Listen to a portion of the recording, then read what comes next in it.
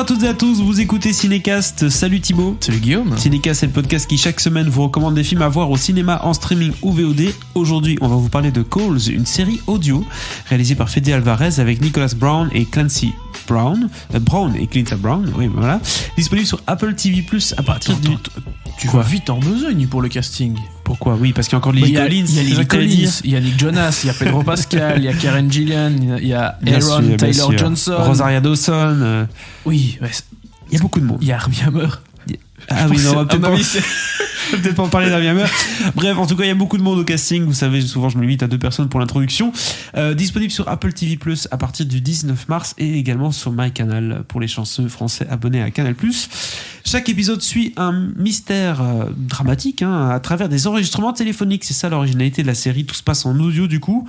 Ça semble avoir aucune connexion entre eux, mais forcément, vous avez compris, le principe d'une série, c'est qu'au fur et à mesure des épisodes, il y a des expériences troublantes, des personnages éventuellement qui se mêlent, des histoires qui se mêlent. Bref, faut-il voir ou plutôt écouter la série Calls ? On vous dit ça juste après un extrait de la bande-annonce.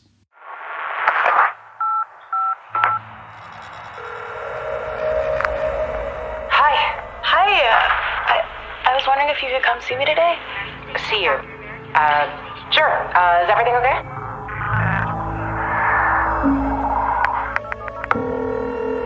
Hey, babe. Hey, so, how's life? Sarah? Alors Thibaut, tu as eu l'occasion d'écouter les 3 premiers épisodes de la série Calls.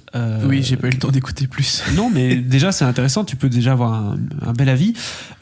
Déjà, c'est quoi une série audio comme ça ? Enfin, on connaît le monde du podcast bien sûr, mais dans la fiction comme ça, produit par MyCanal et puis en même temps aussi d'un côté disponible sur Apple TV, c'est un peu étonnant tout ça. Ouais, bah c'est une idée assez originale et plutôt intelligente, je trouve, qui, une fois n'est pas coutume, nous vient de nos amis français, vu que Calls est de base une série française qui en est déjà à 3 saisons sur Canal+. Et bah voilà, les ricains, ils jouent la carte de la facilité. De l'originalité. Bon, après, je connais pas les histoires exactes de la série française d'origine, mais ici, évidemment, ça a été... c'est pas la même chose. Ils ont pas juste traduit la série en anglais pour faire une nouvelle série. Ils ont vraiment réécrit des histoires réécrites par Fede Alvarez lui-même. Donc voilà, on a quand même une nouvelle série originale. Enfin, la première question qui me vient à l'esprit, moi qui n'ai pas vu d'image, rien du tout par rapport à cette série-ci. des images, il y en a pas. Mais justement, c'est ça la question. C'est sur Apple TV, je lance Apple TV, je démarre l'épisode. Qu'est-ce qui se passe ? J'ai juste du son, il n'y a pas d'image, c'est vraiment que sonore ? C'était parfait, parce que je pense que c'est la première fois que j'ai, entre guillemets, regardé une série sur mon téléphone. D'accord. Parce que du coup, vu qu'il n'y a rien... Pourquoi pas sur iTunes en fait ? Bien sûr, la bien question. sûr. En fait, concrètement, ce qu'il y a, c'est que tu vois ton écran, tu vois parfois les noms des personnages qui s'écrivent, tu vois leur dialogue en texte, et t'as un background qui fait un peu réseau sonore, des connexions, un truc ondulé, des trucs un peu ondulés, un peu linéaires aussi, t'en as 2 qui se parlent, et puis à un moment, il y a un troisième larron qui appelle un des 2 autres, et donc tu vois une barre qui vient s'intercaler, enfin bref. Un cross. Il y a des petites illustrations qui viennent un peu accompagner tout ça, mais de manière générale, on peut très bien suivre tout ça sans même regarder les illustrations. Et t'as les sous-titres aussi, parce que ils l'ont quand même fait en plusieurs langues aussi, donc tu peux l'avoir en version doublée, mais voilà, c'est tout ce que t'as globalement quand tu regardes le truc.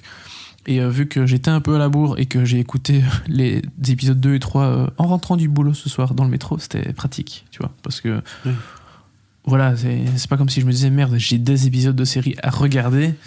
Ici, tu mets le truc et ça fait comme une histoire en podcast audio, si tu veux. Donc, exactement. C'est assez cool, ça. Et ça a réussi à rentrer dedans. Est-ce que c'est assez prenant, ces histoires-là ? Est-ce que déjà le format est prenant et aussi l'histoire est prenante ?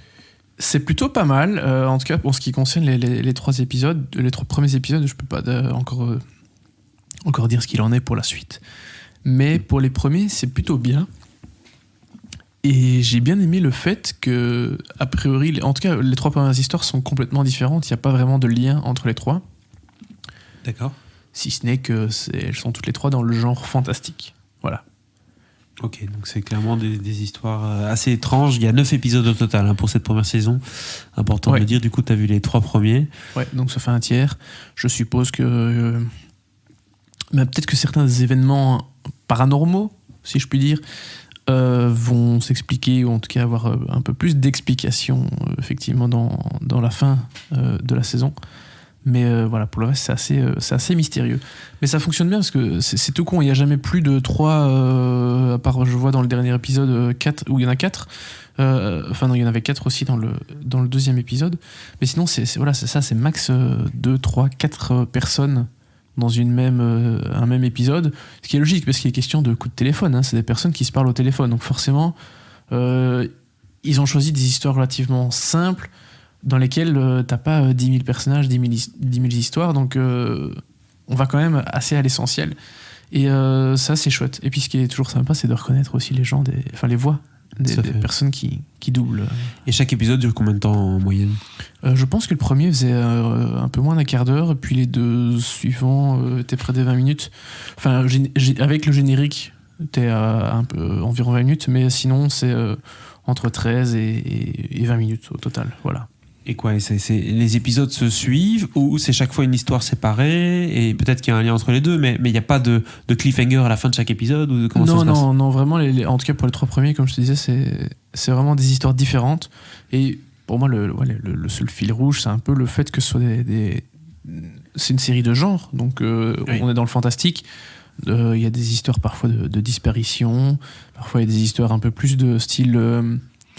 de loop temporel, il y a des trucs, enfin, ou en tout cas des choses qui se passent, qui se déroulent pas dans la même temporalité.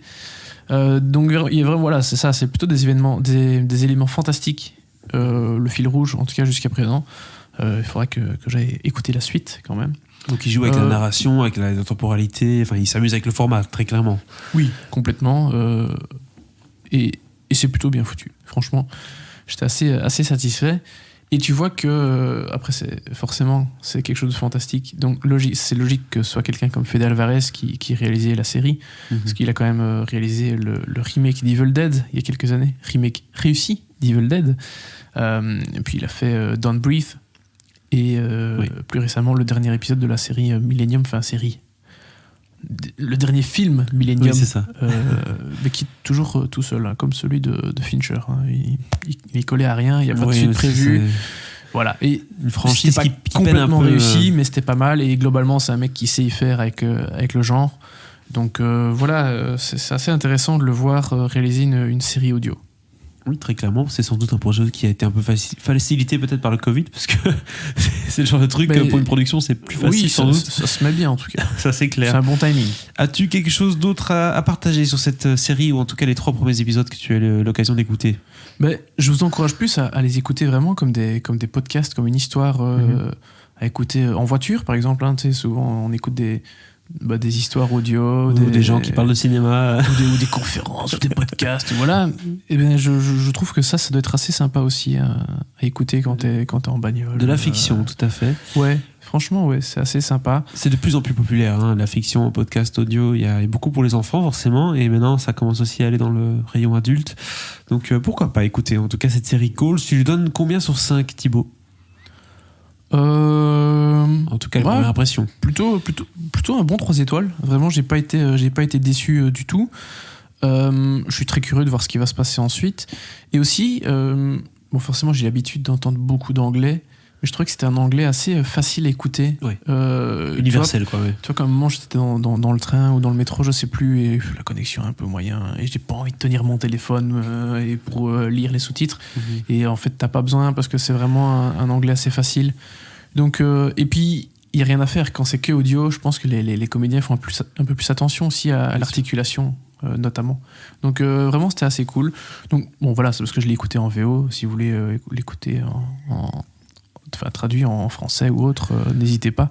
Mais voilà, c'est très facile à écouter dans ce genre de circonstances, notamment dans les transports. Et donc, c'est chouette d'écouter aussi de la fiction. Voilà du coup qui conclut cet épisode consacré à Calls, disponible sur Apple TV+ à partir du 19 mars et également sur MyCanal. N'hésitez pas à partager votre avis sur ce film dans les commentaires et si ce n'est pas déjà fait, à vous abonner au podcast sur la plateforme de votre choix. À très bientôt pour de nouvelles recommandations.